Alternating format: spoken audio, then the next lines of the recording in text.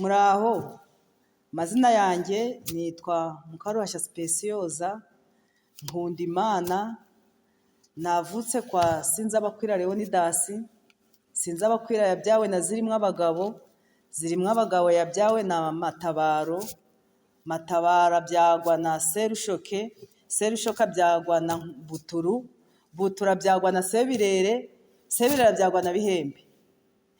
Abo babyeyi nagerageje kubakurikirana, nibo babyeyi banjye ba mbere bagera kuri 7.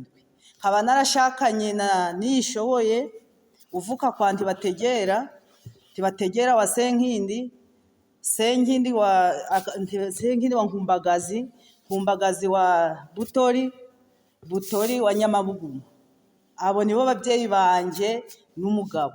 Turi abakozi b'Imana, dukunda Imana. Umugabo wanjye ni umupasiteri muri Eglise des Amis.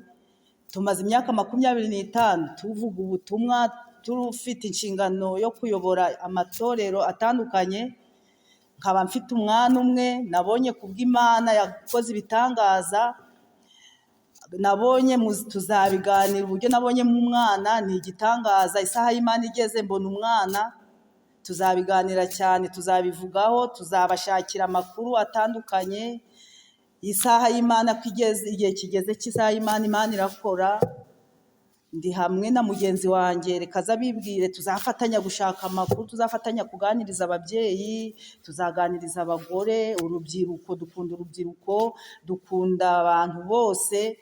Twiyemeje gukora, twiyemeje kuvuga ibitangaza by'Imana, twiyemeje gukora amasaha yose kugira ngo abantu bumve neza icyo Imana ishaka kuri buri wese. Reka nawe abibwire, azi kuvuga, ni umuntu mukuru. Muraho neza, Yesu nashimwe. Njyewe nitwa Umuhoza Violette, banzi ku izina rya Mama Beteri.